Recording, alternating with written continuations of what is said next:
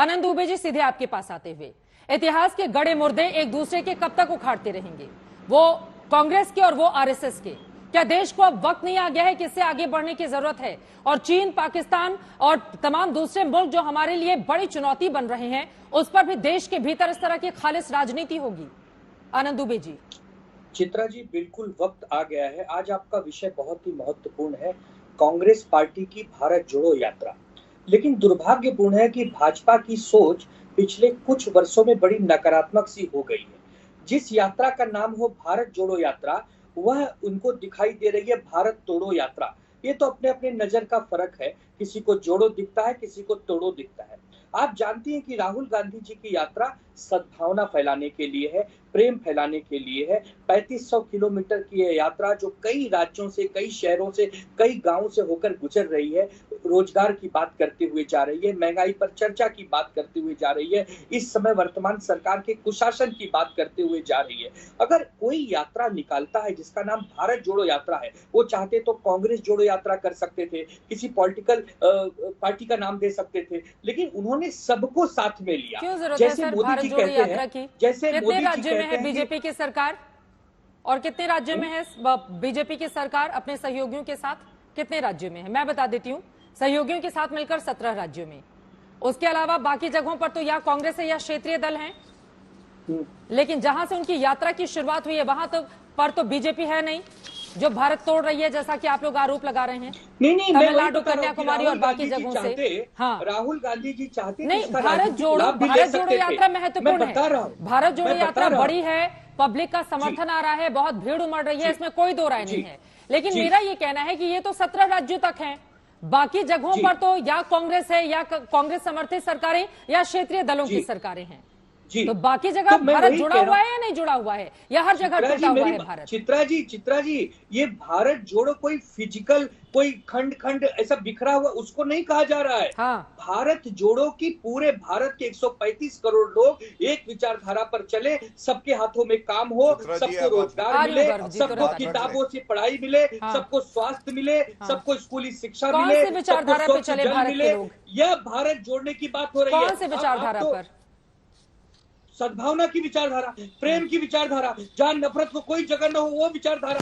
लेकिन अगर राहुल गांधी जी चाहते तो इसका राजनीतिक लाभ भी ले सकते थे। वो गुजरात से भी यात्रा निकाल सकते थे, हिमाचल से भी निकाल सकते थे, लेकिन उनको राजनीतिक लाभ लेना नहीं है। वो चाह रहे हैं कि इस समय देश में जो एक माहौल बना हुआ है, चारों तरफ एक नफरत सी फैली हुई है, उसको लोग जोड़े। और इसीलिए 11 नवंबर को हमारे नेता श्री आदित्य ठाकरे जी भी कदम से कदम मिलाकर उनके साथ चले, क्योंकि महाराष्ट्र में यात्रा आई है। महाराष्ट्र का एक राजनीतिक दल उनका स्वागत कर रहा है, तो भारतीय जनता पार्टी को इतनी बेचैनी होने की क्या आवश्यकता है? भारत जोड़ो यात्रा का मकसद सियासी नहीं है, गौरव भाटिया जी। वो कह रहे हैं कि शुद्ध रूप से सद्भावना के लिए ये यात्रा निकाली गई है। अगर राहुल गांधी चाहते तो वो गुजरात चले जाते और वहां पर राजनीतिक लाभ ले लेते, लेकिन वो गुजरात नहीं गए।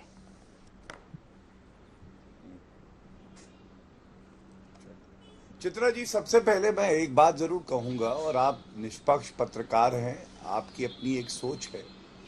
जब कोई 2 बार दलाल शब्द का प्रयोग करता है और एक एंकर बोलता है कि आप लोगों को गरिमा बनाए रखनी चाहिए, सकारात्मक चर्चा होनी चाहिए, मैं समझता हूं जो दलाल बार बार कह रहा है ना, उसका हौसला बढ़ता है, क्योंकि जो अच्छी मर्यादित भाषा कर रहा है, तथ्य दे रहा है, उसको भी आप उसी इंची टेप से नाप देते हैं। मैं समझता हूं आपत्तिजनक है कि संगीत रागी जी के लिए दलाल शब्द का प्रयोग किया गया। पूरा देश जानता है सबसे बड़ा खानदानी दलाल परिवार कौन सा है, किसी को कष्ट ना हो, देश को पता है। अब मैं तथ्य रखता हूं, यात्रा जो है राजस्थान से जा रही है ना चित्रा जी, देखिए ये सवाल राहुल गांधी से जनता पूछ रही है। बेरोजगारी एक मुद्दा है, ये बोला सबने। चलिए, पहला प्रश्न, मेरे हाथ में CMIE डेटा है, ये कल ही का है। आपको मालूम है बेरोजगारी दर राजस्थान में कितनी है? 24.5%। गुजरात में चुनाव अभी खत्म हुए 2.5%, मतलब 10 गुना ज्यादा। ये प्रश्न पूछना चाहिए राहुल गांधी से।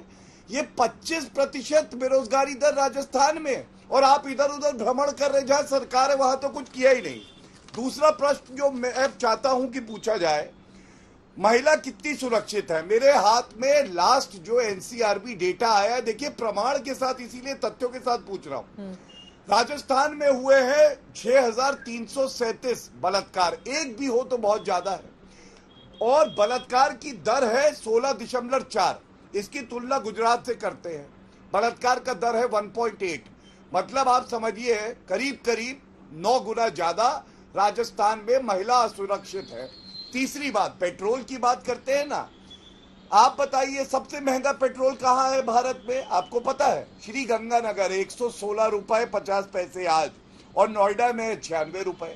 तो मैंने 3 सवाल पूछे। पहला, मैंने बेरोजगारी दर का आंकड़ा दिया, राजस्थान नंबर 1, महिलाओं के साथ बलात्कार राजस्थान नंबर 1, और तीसरा पेट्रोल सबसे महंगा राजस्थान, लेकिन उस पे चुप्पी साधे रहेंगे। राहुल गांधी इधर उधर की बात करेंगे। मैं जवाब ले लेती हूं। अब मैं दूसरी बात कहता हूं, देखिए भारत तोड़ो यात्रा का असर क्या है ये भी बता दें।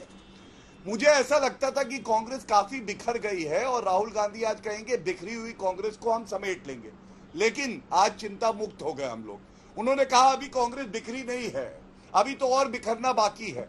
भारत तोड़ो यात्रा के दौरान इनके 8 एमएलए गोवा के कांग्रेस छोड़ दिए, गुलाम नबी आजाद छोड़ के चले गए कांग्रेस पार्टी। इनकी 44 सीटों में जमानत जब्त हुई गुजरात में, दिल्ली में 188 सीटों पे जमानत जब्त हुई।